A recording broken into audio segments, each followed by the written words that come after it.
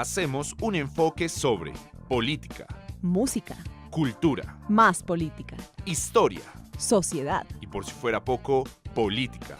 todo en un solo lugar, en contexto, en la calle, donde los jóvenes se toman la palabra. Esto es Al Derecho y al Revés.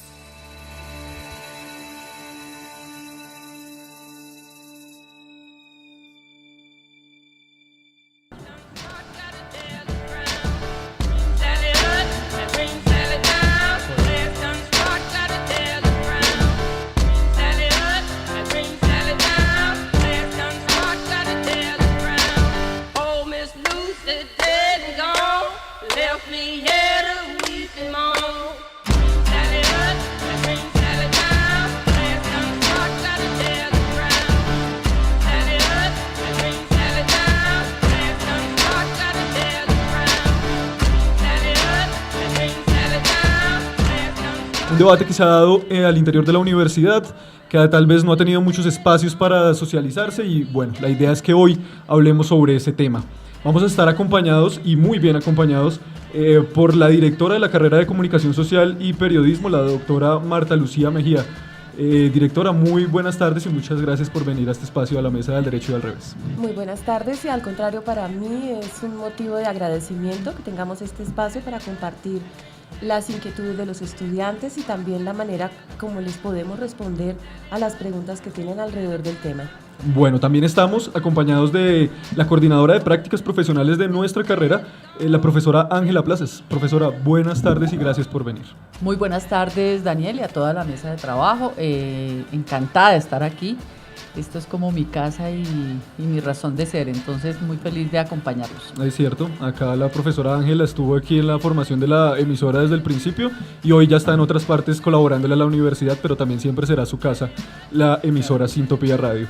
También estamos acompañados por las estudiantes de Comunicación Social y Periodismo, Lina Cuitiva y Laura Riveros. Chicas, buenas tardes y gracias por venir. Muy buenas tardes también a todos los oyentes que nos están viendo ahora. Gracias por abrirnos también este espacio que, como decía Marta, es muy útil para nosotros como estudiantes poder también expresarlo. Buenas tardes a todos los que nos están escuchando, buenas tardes a la mesa de trabajo y pues gracias por la invitación. Este es un espacio para que los estudiantes seamos escuchados por parte de la universidad y muchas gracias. Bueno, muy chévere que estén acá acompañándonos. Saludar también a la mesa. Estamos con Andrés Pemberti en la consola que nos está acompañando hoy. Andrés, buenas tardes. Muy buenas tardes a todos, también a nuestros invitadas. Muchas gracias por venir y acompañarnos hoy.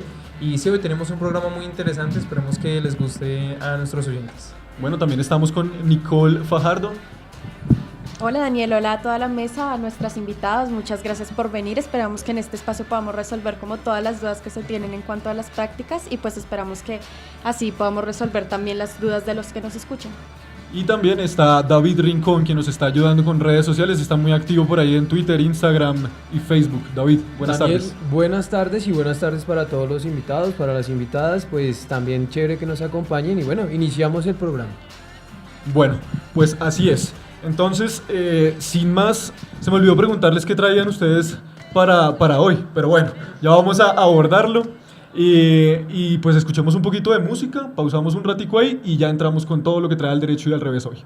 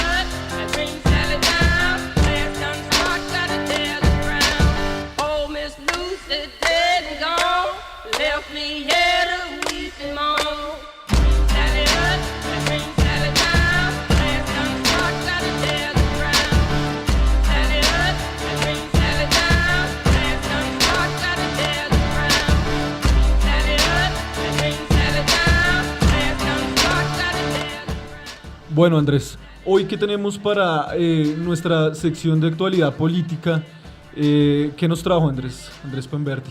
Bueno, pues como ya muchos sabrán, el tema de Odebrecht está otra vez, digamos que en vilo, y varios de los medios televisivos y también de prensa han retomado pues este problema que ha afectado no solamente a Colombia, sino también a muchos otros países de América Latina.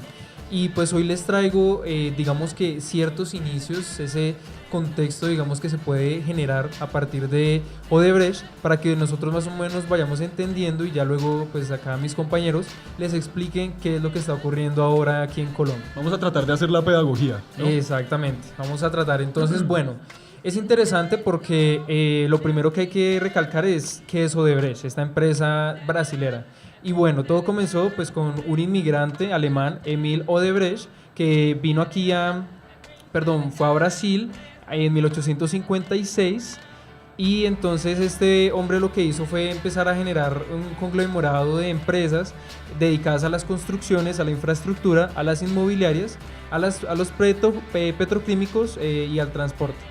Entonces, luego de que este inmigrante empezó a generar esa gran empresa en Brasil, ¿qué fue lo que ocurrió? Que se empezaron, digamos, a realizar relaciones públicas con otros países latinoamericanos, y aquí fue cuando empezó, digamos, que el problema. Entonces, el primer país que se vio afectado por esta empresa fue Brasil. Todo comenzó pues con la investigación que inició en este país, que se llamó Operación Autolavado, que en portugués es Lava Jato, digamos. Y es la que ha tumbado ahora al expresidente Luis Ignacio Lula da Silva, ¿no? Exactamente, por este y digamos otros casos que también fueron investigados allí en la justicia brasilera, fueron por los que al final metieron a prisión al expresidente. Y entonces lo que ocurrió fue que Odebrecht admitió haber sobornado desde 2001 a políticos, funcionarios y partidos de 3 continentes, entre ellos pues estaban los países latinoamericanos de Brasil, Colombia, México, Honduras, Guatemala. En Latinoamérica se salva Bolivia, Uruguay y Chile hasta el momento. Exactamente, de son resto, muy pocos todos los países. Y entonces ya luego, ya cuando se empezó, digamos, a destapar todo este problema, vinieron otros países como Argentina, donde también el Departamento de Justicia de los Estados Unidos, digamos que se entrometió en todo el proceso que tenía que ver con Odebrecht, porque también fue uno de los países que estuvo afectado, no solamente porque también se hicieron ciertos arreglos y ciertos, digamos, diálogos entre representantes estadounidenses y Odebrecht, sino porque también varios de sus, digamos, representantes, los de la empresa Odebrecht, vivían en Estados Unidos, y además pasaron mucho dinero por los bancos estadounidenses. Exactamente. Estados Unidos ha denominado a Odebrecht como la empresa, la multinacional del delito, pues, del soborno. Sí. Pues sí, hay 11 países involucrados en los sobornos de Odebrecht. Es el escándalo, y además estamos viendo la punta del iceberg. Exacto. Aún no ha pasado no están involucrados los que deberían estar involucrados. Más adelante vamos a hablar de Colombia, que hay un gran problema. Sí, y pues bueno, digamos, para contarles rápido, en Argentina, pues el Departamento de Justicia de los Estados Unidos también halló que entre 2007 y 2014 se manipularon diversos contratos con obras públicas. El juez de federal, Marcelo Martínez Di Giorgi, llamó al 2018 a indagatoria a 49 personas, entre ellos exfuncionarios públicos, representantes de empresas que obtuvieron licitaciones de esa constructora, y por presuntamente haber, digamos, estado involucrados en sobornos y sobreprecios. Pues ahorita, digamos, vamos a hablar de Colombia, pero también en Ecuador hubieron también denuncias acerca de las amenazas que podían ocurrir con el caso de Odebrecht, ya que también entre 2003 y 2006 se pagó presuntamente una cantidad de $349 millones en sobornos, también a partidos políticos, a funcionarios extranjeros y a representantes. Entonces, en Ecuador tenemos al vicepresidente de Rafael Correa ya condenado, exacto, al señor Jorge Glass. Y además Odebrecht deja, Perú, por ejemplo, ha sido uno de los países que más ha estado afectados, ¿no, Andrés? Sí, Perú es otro de los países que ha estado afectados, y digamos que la relación que ha tenido Odebrecht con Perú ha estado relacionada por lo mismo, digamos, sí, coimas entre funcionarios privados de la empresa. ¿Y qué es lo grave en Perú? Públicos. En Perú hay 4 expresidentes untados por todo lo de Odebrecht: Alan García, Ollanta Humala, Alejandro Toledo Y pues bueno, está la hija de Fujimori, la señora Keiko Fujimori, que recientemente ha sido capturada.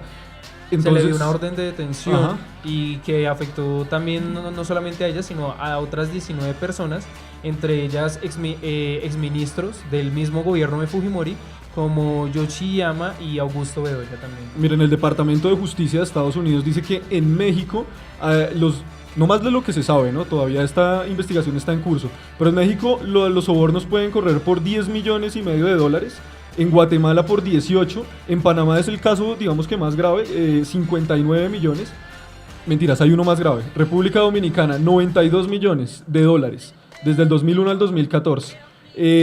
Bueno, y pues sin contar a Brasil, que es donde ha actuado pues toda la vida Odebrecht, que pues contado todo su proceso de sobornos lleva al menos 349 millones de dólares. En Colombia apenas dicen que son 11, pero sabemos que la investigación en Colombia está, pues digamos que no ha avanzado mucho, está muy lenta.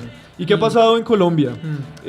Ya que comenta ese tema de Colombia, es importante, digamos, precisamente decir que la empresa de acueducto de Bogotá fue la que inició con esas relaciones públicas que se dieron entre Odebrecht y nuestro gobierno. Y ahí es donde entra todo el entramado que ha venido pasando en estos últimos días, y es que Jorge Enrique Pizano, el señor que era testigo clave de este caso de Odebrecht, que ha muerto el pasado 8 de noviembre por un infarto, el señor, pues, que recordemos que también tristemente su hijo 3 días después muere en la oficina de su padre por tomar una botella de agua que había encima de la mesa de su padre y que resulta que tenía cianuro la botella. Entonces el chico muere en 5 minutos y este señor, Jorge Enrique Pizano, era el gerente de esa empresa que nombra Andrés. Y luego de esto, pues comienza a venir todo este entramado. Y es que, pues en Colombia, desde el 2016, como en todo lado, se sabe pues los sobornos a raíz de una declaración en Estados Unidos en el Departamento de Justicia, en donde se hablan de los 11 millones de dólares que se pagó en Colombia. Pues en Colombia ya quedaron 2 senadores, están presos por este tema. Y aparte de todo, tenemos reconocidos políticos. Y además el fiscal general de la nación resulta que ahora está en entredicho, pues dicen que, además, a raíz de unas revelaciones de Noticias 1, de audios que el señor Jorge Enrique Pizano, quien murió de un infarto el pasado 8 de noviembre, dejó, en Noticias 1 revela que el señor fiscal, antes de ser fiscal, ya sabía de todo este entramado de corrupción en Colombia y que no denunció y que además no dejó pasarlo por alto, y además que es fiscal y no puede pues investigar porque está completamente impedido, pues tuvo relaciones con el Grupo Aval, quien es socio de la firma Odebrecht para la construcción de la Ruta del Sol, que es una carretera que viene a comunicar el centro del país con toda la costa de nuestro país, en el norte. Entonces el señor fiscal llega a ser fiscal y pues ante todas las críticas que decían que el señor tenía que declararse impedido en varios casos, pues él decía que no, pero resulta que ahora sí. Entonces quien está en la cabeza de toda esta investigación es la vicefiscal y sin embargo ella sigue estando pues subordinada a su jefe, que es el fiscal, y ya la oposición ha dicho que es importante que acá se nombre, aparte de un fiscal ad hoc, que quiere decir un fiscal que esté completamente independiente a la fiscalía, pues porque no hay garantías para la investigación. La oposición, que está encabezada por el Partido Verde, el Polo, de Gustavo Petro y toda esta gente, está diciendo que es necesaria una comisión anticorrupción estilo Guatemala, que si recordamos la comisión anticorrupción que hay en Guatemala ha tumbado a 2 presidentes en Guatemala. Entonces lo que quiere la oposición es que la Corte Penal Internacional venga y investigue todo el tema de Odebrecht. Pues el caso va ahí, ya van bastantes implicados. Y pues vamos a ver en qué termina todo esto, vamos a ver si el fiscal renuncia, si hay un fiscal ad hoc, si se convoca una comisión externa para que venga a investigar esto, pero como les digo, todo este tema de Odebrecht estamos hasta ahora en la punta del iceberg. No sabemos realmente en Colombia lo que ha pasado. Y además, sabemos que si Corficolombiana, que es una empresa del Grupo Aval, está vinculada con todos estos temas de Odebrecht, y además Jorge Enrique Pizano, quien el señor que murió, era el auditor de esa ruta y además hablaba sobre todas las irregularidades que había y nadie le paró bolas. Entonces vamos a ver si van a estar implicados la gente del Grupo Aval, que es pues de una de las personas más ricas del país, que es el señor Luis Carlos Sarmiento.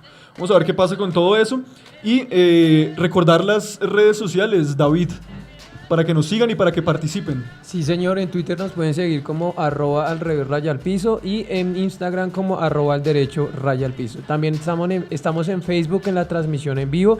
Si tienen alguna pregunta, ya saben, tenemos algunas invitadas que les interesan. Si alguien quiere saber referente a las prácticas de la universidad y más que todo en la carrera de Comunicación Social y Periodismo, pues pregunten, ya que estamos con la directora de la carrera y también estamos con la profesora Ángela Plazas, con la profesora Ángela Plazas, coordinadora de prácticas. Y sí, con señor. las chicas voceras de todo el tema de las prácticas y de todo este debate que se ha generado al interior de la universidad por lo mismo. Bueno, pues entremos al tema que nos ocupa hoy. Y ya como lo decía David, ya tenemos unas preguntas de oyentes que nos han mandado a través de Instagram y vamos entonces a hablar del tema concreto de las prácticas, pero quiero comenzar por las chicas estudiantes que vienen a hablarnos hoy, por Lina Cuitiva y Laura Riveros, y quiero preguntarles de dónde nace esta molestia y por qué deciden ustedes tomar esta vocería y comenzar a recoger firmas. ¿Cuál es lo que los motiva a ustedes para hacer esto?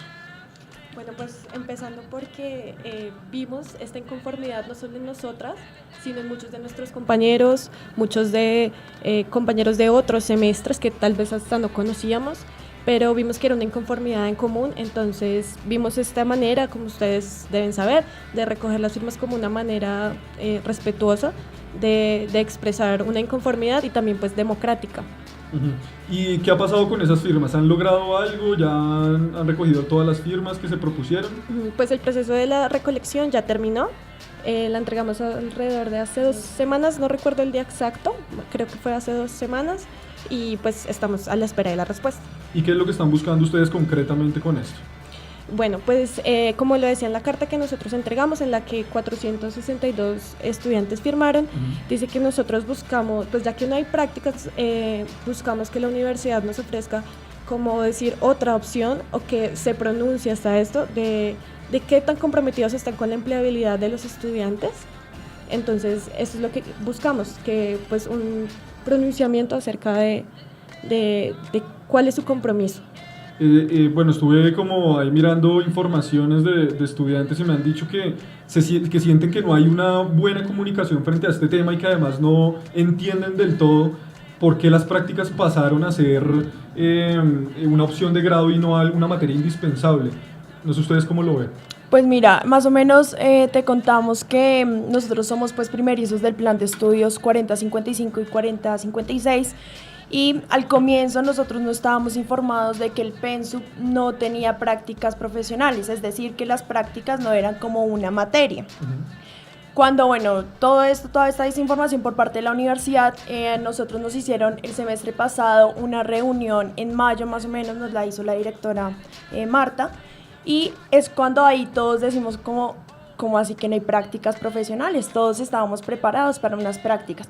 Ahí es cuando se ve reflejado que la universidad, por parte de la universidad no hubo una información. También pues digamos que te contamos este semestre pues el audio que nosotros les pasamos, porque decimos que hay desinformación por parte de la universidad, porque hasta las mismas personas que dan la información en admisiones están diciendo que hay prácticas profesionales. Bueno, Laura nos trajo un audio que quiere compartir con todos nosotros y es una investigación que ellas hicieron sobre este tema de las prácticas y pues lo vamos a escuchar. Andrés, por favor.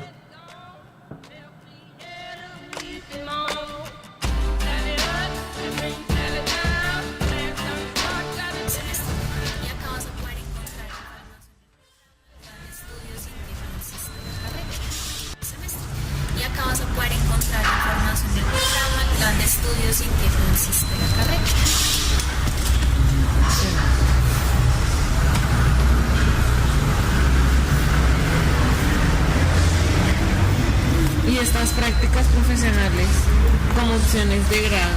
Prácticas profesionales cuando estés acabando la carrera, los últimos semestres que estés en la universidad. Pero yo la puedo ejercer en cualquier empresa. Sí, o la universidad también, generalmente las empresas la buscan para practicantes, o también las puedes hacer directamente en la universidad. La universidad tiene una agencia central de noticias que también sirve para hacer prácticas. Ah, bueno, muchísimas gracias. Con gusto.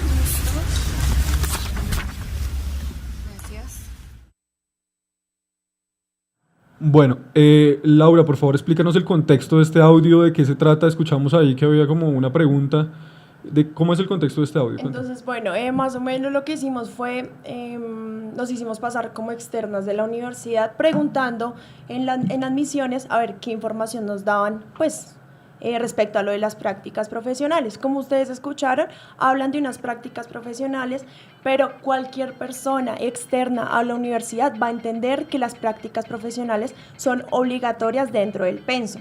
Nos explica que eso requiere de un proceso y un proyecto de grado y que en noveno semestre tú vas a ejecutar ese proyecto de grado mediante la práctica que dice la universidad. Bueno, y aquí ya quiero preguntarle a la directora de nuestra carrera, a la doctora Marta Lucía Mejía, ¿esto cambió en la ruta, en la marcha, para el plan 4055 y el otro plan, el 4066, o esto ya venía desde el principio cuando se instauró este plan? El proyecto de plan se pasó en 2014 al Ministerio de Educación y desde esa época está establecido como opción de grado. ¿Sí? Las prácticas no son obligatorias y si escuchamos bien el audio, la persona de admisiones dice que es una opción de grado, no está diciendo que sea obligatoria. Luego ahí no hay una falta de información recibida por parte de quien la solicitó. ¿Y cómo es entonces esto de las prácticas para que hagamos la pedagogía para que los estudiantes entiendan y entendamos? Vamos, a mí no me toca porque soy del plan antiguo, pero la gente del plan nuevo sí está muy inquieta a saber qué entonces son las prácticas profesionales para este plan, ¿de qué se tratan? Primero quisiera aclarar una cosa. Desde que los estudiantes entran, o sea, la información está publicada desde el año 2014. Nosotros, por disposición del Ministerio de Educación, ninguna universidad puede iniciar un ajuste a plan de estudios o una reforma al plan de estudios sin tenerlo publicado en sus medios institucionales. De lo contrario, estaría faltando a la ley. El proceso de reformulación del plan de estudios, no ha habido un cambio totalmente del plan 4009-4010 al 4055-56. Se hicieron ajustes menores. Para hacer los ajustes menores se inició un estudio desde 2011. En el estudio participaron estudiantes, egresados, profesores, gente de los medios de comunicación, periodistas reconocidos en el país.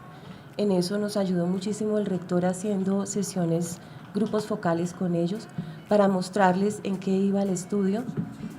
Y a partir de eso empezamos a recoger todas las percepciones que se tenían en relación con distintos aspectos, entre ellos prácticas profesionales y un elemento nuevo que se incorporó al plan, que fue emprendimiento. Eso porque se incorporó y tiene que ver con una de las situaciones que están tratando, que es el tema de la empleabilidad.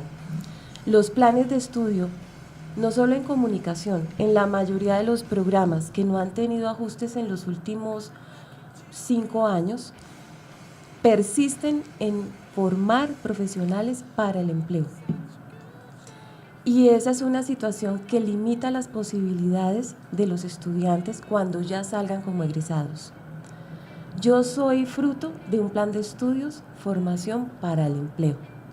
Si no hay empleo, no tienes herramientas para pensar en otras posibilidades de ejercicio profesional. Una cosa es el trabajo, una cosa es el empleo. Entonces, en este plan de estudios se pensó en cómo incorporamos herramientas para que los estudiantes puedan ingresar al mundo del trabajo sin estar supeditados a un empleo. La disminución en los puestos de trabajo anualmente en solo Bogotá se están perdiendo, solo en el campo de periodismo, entre 40 y 50 puestos de trabajo, empleos. Pero trabajo en comunicación sigue existiendo, demandas por comunicación las hay, desde comunidades, organizaciones sociales, organismos internacionales lanzan convocatorias anuales para la formulación de proyectos. Si a ti te forman en la mente la idea de solo puedo ser empleado de, pierdes todas esas oportunidades. Entonces, cuando hicimos estos estudios, incorporamos esa variable a los análisis. De otro lado, las prácticas se nos estaban convirtiendo en escenarios para desarrollar tareas, ¿sí?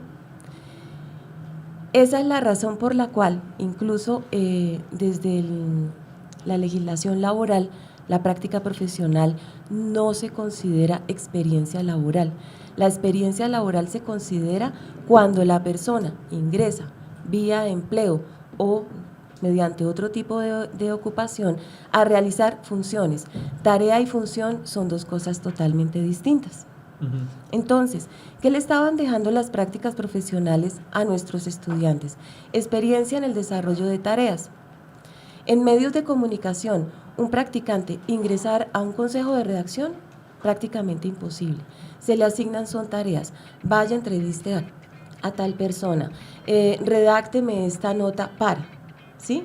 Pero la dimensión del trabajo periodístico por vía de la práctica profesional es muy difícil tenerla. La tienen más, por ejemplo, cuando hacen trabajo aquí en ACN, la tienen más cuando van a emisoras comunitarias, pero en medios grandes es muy limitado el campo de acción de un practicante. Todo eso se tuvo en cuenta. Pero entonces se eliminaron las dos prácticas, por ejemplo, en el plan en el que yo estoy, que es en el 40-10, tenemos la práctica número 1 y la práctica número 2. La número 1 se hace al interior de la universidad y la número 2 externa. Estas prácticas, ¿cómo cambian en los planes nuevos? ¿La práctica número 1 desaparece o sigue existiendo? No, lo que pasa es que nosotros tenemos en los proyectos integrados y experimentales espacios de prácticas. En narrativas, hoy por ejemplo hay una muestra del trabajo de los estudiantes de narrativas visuales, segundo semestre. Esa es una forma de práctica. Hay distintos niveles de práctica.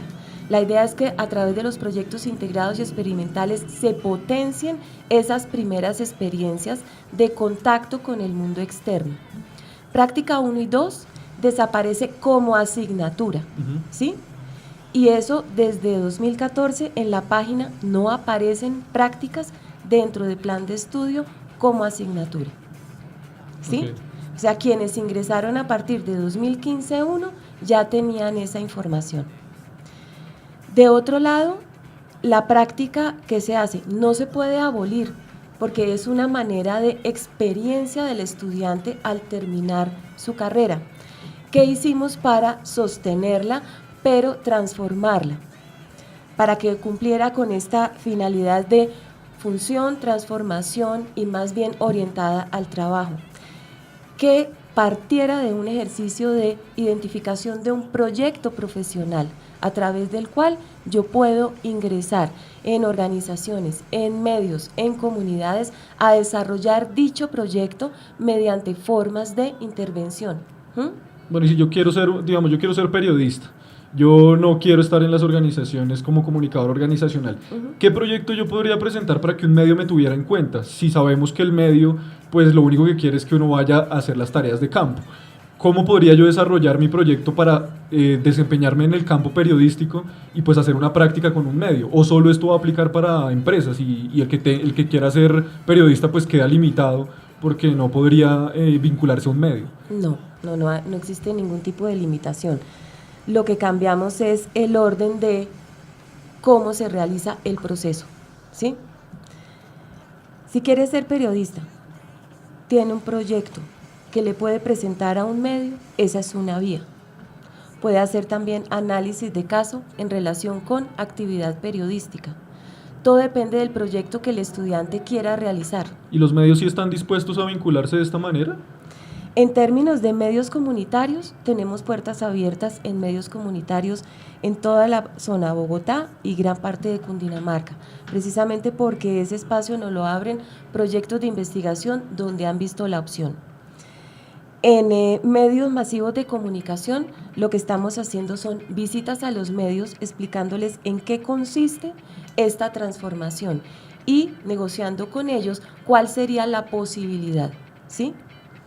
Y es que, claro, aquí precisamente lo que más nos atañe a nosotros también como estudiantes es pensar en qué maneras, si no es a través de las prácticas profesionales, como una materia, digamos que obligatoria, uno como, digamos, estudiante y ya como profesional se puede precisamente ir relacionando con estas empresas y con estas organizaciones.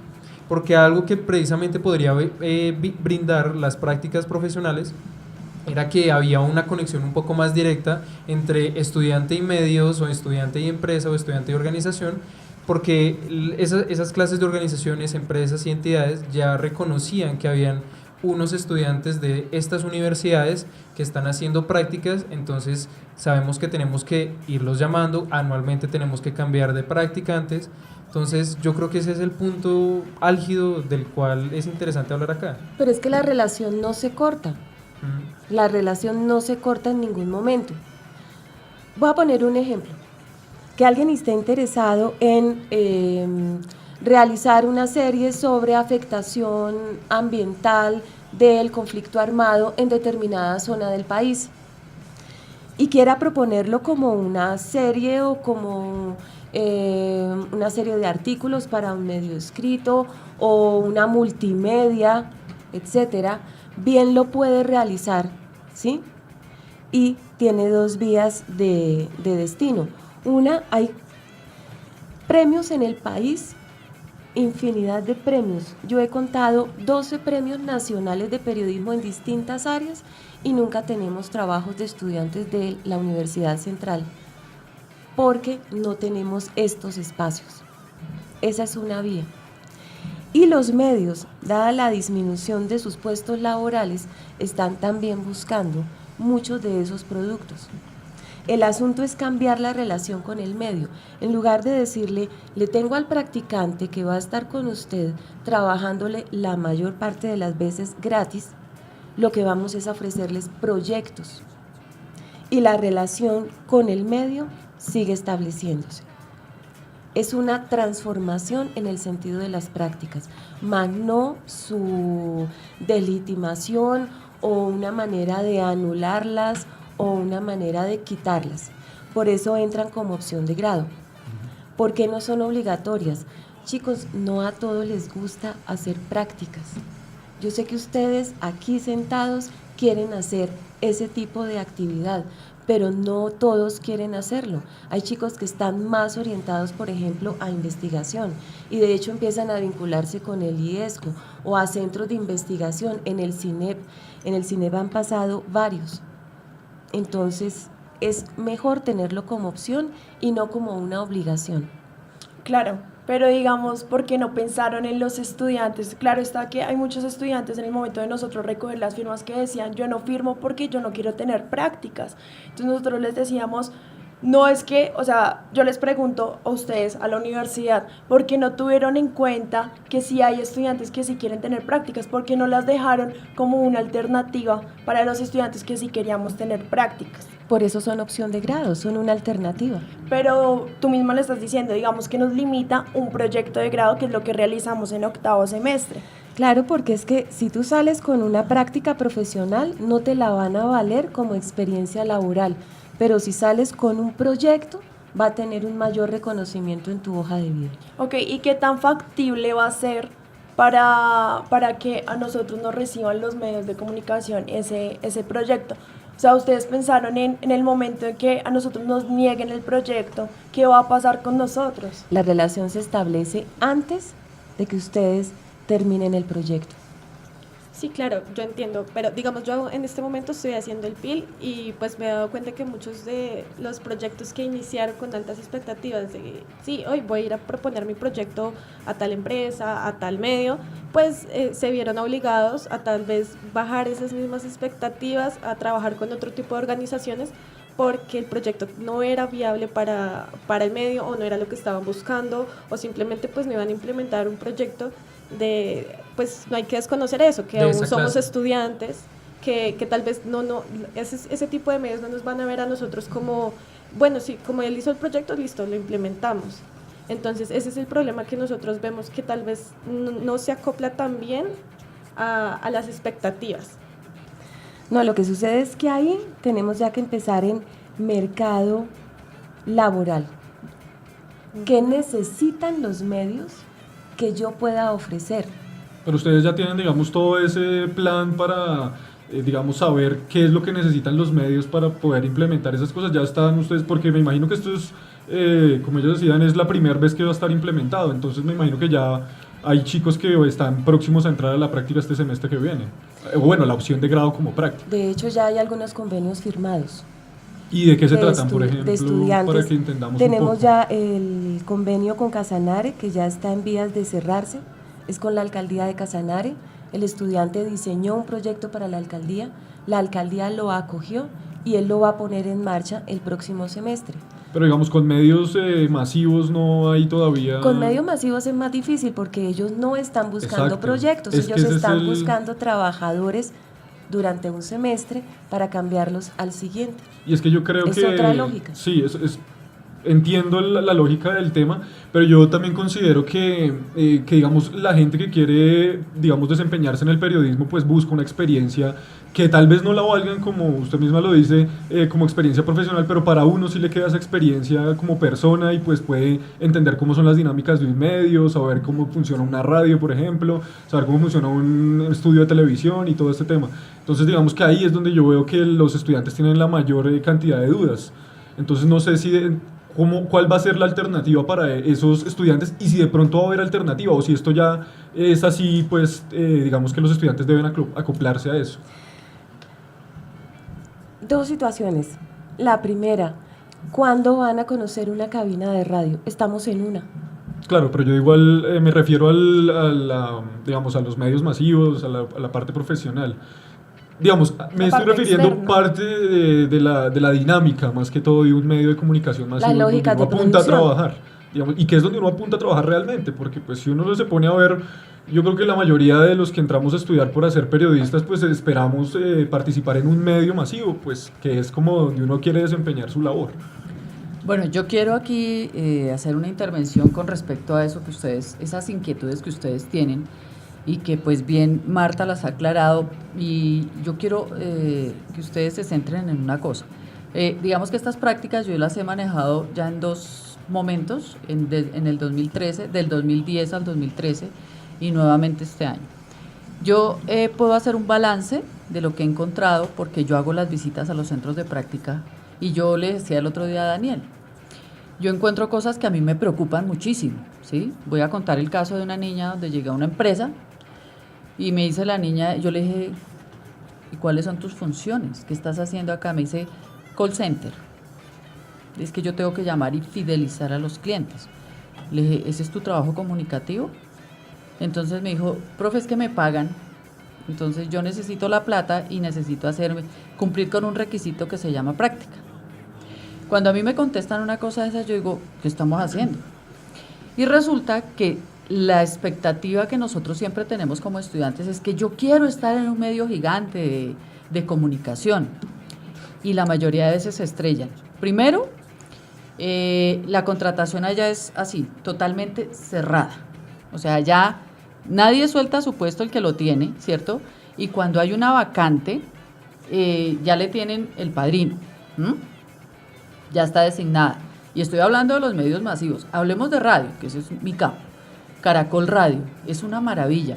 Todos quieren estar allá y hacer prácticas y llegan con la ilusión de que se van a quedar. La mayoría llega con la ilusión de que se van a quedar. Y las estadísticas que yo tengo dicen a ninguno dejan. ¿Por qué? Es muy buen negocio. Yo traigo gente que me trabaja acá todo un semestre con horarios de 6 de la mañana a 4 de la tarde, sin un peso ni siquiera para el transporte, ¿cierto?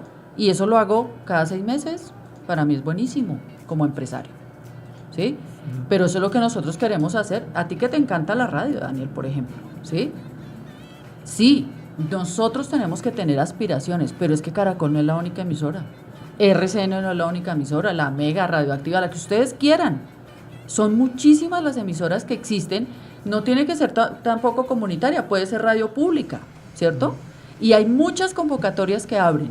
Pero como nosotros estamos centrados en que no, es que tiene que ser Caracol Televisión, Caracol Radio, RCN y la explotación externa, lo veo yo cada vez que voy a un centro de práctica. A mí me gustaría ahí, digamos, empezar, digamos, ahora a mandar el diálogo hacia qué, digamos,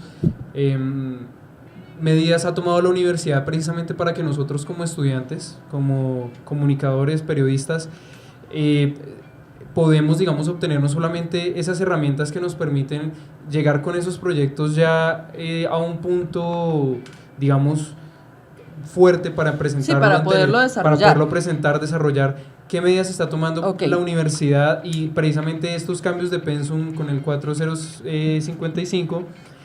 ¿Qué medidas toman? Mira, yo quiero decirte una cosa y también se lo comentaba el otro día a Daniel.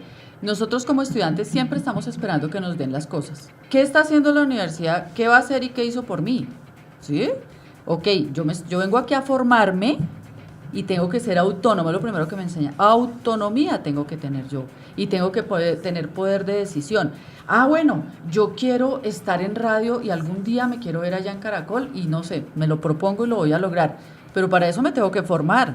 No es solamente desearlo o porque entro a una práctica me van a nombrar. Aquí está ya un espacio. Este espacio, yo soy egresada de comunicación social y cuando yo estaba en la universidad, todavía la emisora, eso era una cosa lejana. La deseé y aquí está. Aquí hay una emisora, ¿cierto? Es una emisora de ustedes y para ustedes. Yo quiero ver cuántos estudiantes que tienen tantas ganas de estar en radio y hacer prácticas en radio están acá. Yo quiero ver. Y fíjate que no son muchos, ¿ves? Pero sí están reclamando irse a Caracol o a RCN, perdónenme la expresión, a regalarse. Bueno, así de sencillo.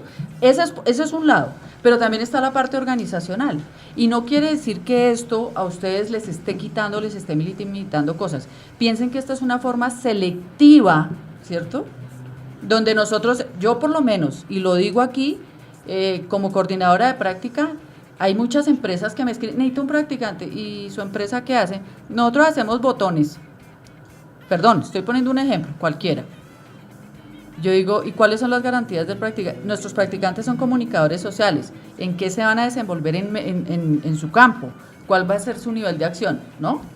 Resulta que no, necesitan a alguien o que llame o sea, que el recepcionista, el call center o sencillamente que cuide la empresa o que haga ventas. Bueno, y hay como alianzas entre las universidades para que este tipo de proyectos comiencen a surgir y más bien los medios se vean obligados también a emplear a la gente a través de proyectos y no solo porque la Universidad Central, digamos, tuvo esta idea, entonces se va a quedar sola ya rezagada porque las demás universidades creo que continúan por con la dos práctica. vías, no solamente porque hay esa conectividad entre la universidad y las distintas organizaciones, sino también porque ven ya no solamente la universidad como otra de las muchas universidades que presenta proyectos, sino ya ven es que en la central sale gente que está presentando muy buenas cosas, entonces llamémoslos. ¿De qué manera se están aliando ustedes? Hay algo que nosotros tenemos que aterrizar. Nadie va a obligar a los medios a hacer nada. Ellos son autónomos y tienen toda la plata. Como de dónde los vamos a obligar. Es importante que la universidad pues tratara de implementar esto realmente. Tenemos es que ampliar nuestro abanico de posibilidades. Es que nosotros no estudiamos solamente para ser periodistas radiales, por decir algo. Nosotros tenemos cualquier cantidad de posibilidades. Se los digo yo, hoy por ejemplo vengo de visita de prácticas y estoy feliz. Estoy feliz porque hablan maravillas de nuestros estudiantes. Maravillas porque ustedes aquí en la universidad han aprendido a ser guerreros. ¿Por qué? Porque se han formado de una manera integral. Entonces no les queda grande nada, ¿cierto? Se manejan estos programas y todo lo que tiene que ver con medio audiovisual, tienen una fortaleza impresionante. Y aparte de eso, como dicen, se le miden a lo que les pongan a hacer, ¿sí? Pero en su campo, en lo que necesitan. Pero por eso les digo, tenemos que ser selectivos. Bueno, y pues en estas opciones también tenemos que mirarlas de esa manera. Nosotros también queremos que los medios entiendan esto, pero nosotros no los podemos obligar, entiendan eso. Bueno, ya para cerrar, porque se nos está acabando el tiempo, Lina Cuitiba va a hacer una pregunta. Pues más que una pregunta, como una intervención. Okay. Lo que pasa es que mencionan acá casos terribles de gente como le ha ido en las prácticas, y pues yo también conozco gente que le ha ido muy bien en las prácticas y que las ha aprovechado no como experiencia sino como aprendizaje de una manera muy importante. Entonces pues como se destacan esos casos que les fue muy mal porque existen, no podemos desconocerlo, también hay que pues exaltar también esos casos que les fue muy bien, que aprendieron. Nosotros ha llegado quejas a nosotras, varias, de nuestros compañeros de nuestro mismo semestre que han dicho, bueno, como tú dices, la universidad no puedo hacer las prácticas profesionales de esta manera, voy a ser autónomo, voy a buscarlas por mi parte. Hay muchos que lo han hecho, pero no han podido realizarlas porque pues las empresas generalmente piden como un certificado de que la persona está cursando pues tal semestre, que pues dice que ya sabe algunas cosas, el séptimo, octavo, noveno semestre. La universidad pues esta carta no la puede expedir precisamente porque las prácticas no están en el pensum y muchas personas se han quedado como rezagadas y dicen, quiero que yo hubiera podido hacer esto en tal empresa. Tengo una compañera que la buscó en la EPS Sanitas, en el departamento de comunicación, otros en medios masivos y así, y la respuesta que le han dado pues cuando dicen eso es que no hay prácticas, ¿para dónde va a ir? Y entonces dicen, pues es que si están buenos, si tanto lo quieren, pues que lo contraten. Y nosotros pues no creemos que sea una respuesta tan correcta, porque es que no hay que desconocer que nosotros, en primer lugar, no estamos graduados. Primero es, ¿cómo nos van a contratar si no estamos graduados? Y pues segundo, no tenemos ninguna experiencia. Entonces ahí, ¿qué responde profesora Marta? No, mire, lo que pasa es lo siguiente, las empresas en eso son muy cautas. Ellas esperan que uno les dé un convenio de prácticas porque eso los libera a ellos del pago de muchas obligaciones laborales. ¿Sí? Entonces, esa es una consideración que debemos tener en cuenta. Sí, es importante. Si están en proyecto de línea, tienen un proyecto para sector salud, empiezan a trabajar con Sanitas, nosotros les ayudamos a hacer toda la parte de gestión de negociación con esa empresa. Una vez se hace la gestión de negociación con esa empresa, se realiza un convenio entre las partes y empieza a hacerse efectivo lo que ellos están buscando. Cuando no se da así, sino se da en el caso que nos acaban de referir, son tipos de organizaciones que están buscando practicantes para no pagar el resto de obligaciones laborales. Y en esa parte sí toca ser muy cautos y muy respetuosos con el tema. Yo quería agregar una situación respecto al ajuste. Tú que eres del plan 4009-4010, tú tienes al finalizar la ruta de tu formación 2 espacios de prácticas. Cuando estás en prácticas 2, estás viendo también PIL 2. Sí. Cuando estás en prácticas 1, estás viendo PIL 1. Sí. Y o entre los dos o al final de esa ruta tienes que hacer tu opción de grado. La mayoría de los casos resultan siendo tránsitos independientes. Hacen en PIL un proyecto que va para una ruta, que a veces ni siquiera coincide con la opción de grado. Son muy poquitos los que hacen monografía a partir del proyecto de investigación. Por otro lado, deben sacar el tiempo para hacer las prácticas. ¿Sí? Sí. O sea, termina el cierre de ruta en este plan 4010-4009, tiene 3 puntos de ruta distintos que muchas veces no se encuentran. Si tuvieran que dedicarle el tiempo que se requiere para práctica, opción de grado y proyecto, tendrían que trabajar alrededor de 60 horas a la semana. Es verdad. Eso es cierto. Sí, lo estoy viviendo. Lo que hicimos fue articular los 3 espacios desde el proyecto y que los dé a una opción de grado. O sea, esos 3 espacios quedan articulados en una ruta con apertura a distintos frentes. Es decir, por eso es que también en el plan 4055 hay solamente una materia de proyecto de línea, sí, y en el anterior programa hay 2 proyectos de línea. Exactamente. Okay. Bueno, ya para terminar, porque sé que ustedes tenían cosas que hacer y se nos extendió el debate aquí y las cosas, sí quisiera saber si hay alguna iniciativa de parte de la universidad del programa de comunicación social y periodismo para comunicar de una manera más efectiva este tema de las prácticas, porque sé que al interior de la universidad muchos estudiantes tienen muchas incógnitas y quisiera saber si esto va, de pronto ustedes están pensando en socializar un poco más para dejarlo más claro ante toda la comunidad estudiantil. Y nuestras inconformidades también pues respecto a esto. A ver, Aclaro, desde 2014 está publicado medios institucionales, información oficial mínima exigida por el Ministerio de Educación. Entraron los estudiantes en 2015, primer semestre académico, dado que era el primer semestre que entraba con estos ajustes del plan de estudios.